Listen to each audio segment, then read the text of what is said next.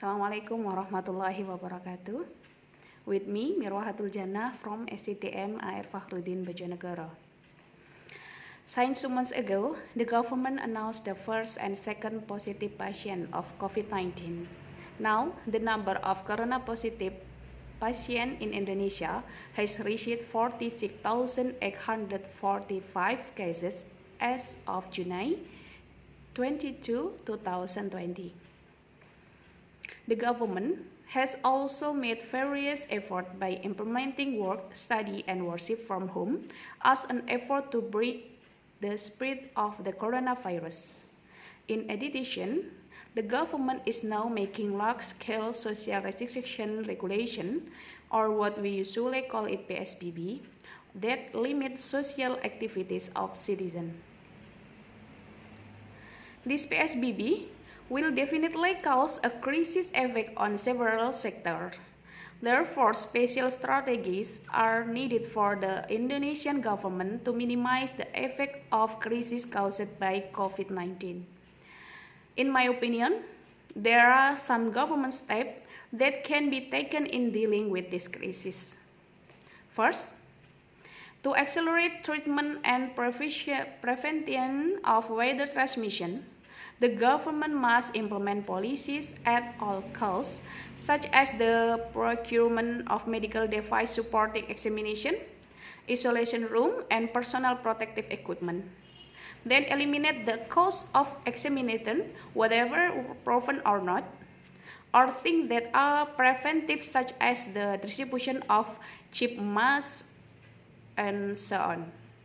Second, in order to maintain pupils' purchasing power as a result of the economic slowdown, the government is demanded to be able to reduce the burden of costs that are directly under government control, including basic electricity, fuel, and clean water tariffs. Third, the government policy with relaxing the income tax of both manufacturing industry workers or corporate tax for manufacturing industries shall be expanded. The reason is that the current economic slowdown is not only felt by manufacturing industry sector, but also other sectors.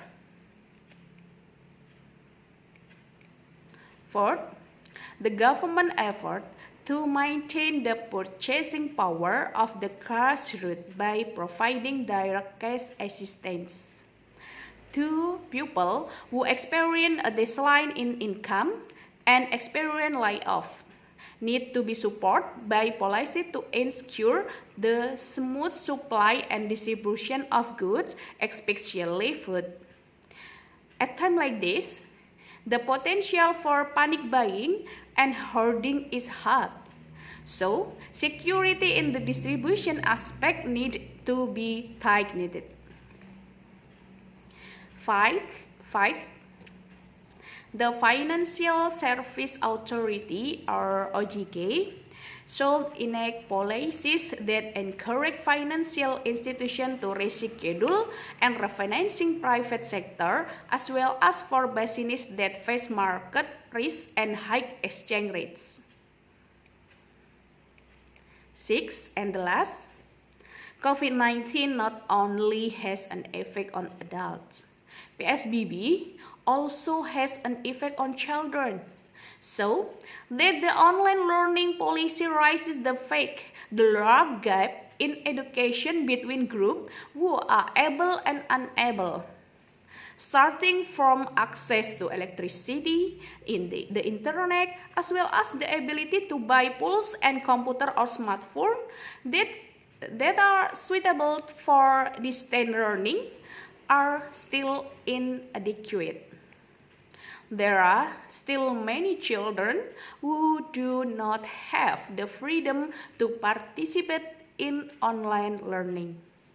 Therefore, there is great hope for the government not only to provide food subsidies, but also to open free internet access so that children can learn quickly and safely from home. because education is a basic right of children which must be fulfilled by the state. It's okay. The consequence of the swelling budget deficit, in line with the revenue of the state budget, which also fell sharply, will indeed burden the government. However, humanitarian calculation should be more prioritized compared to economic calculation that can still be overcome in line with the economic recovery of community. That's all for me. Rise up, my Indonesia. Get well, my earth. Wassalamualaikum warahmatullahi wabarakatuh.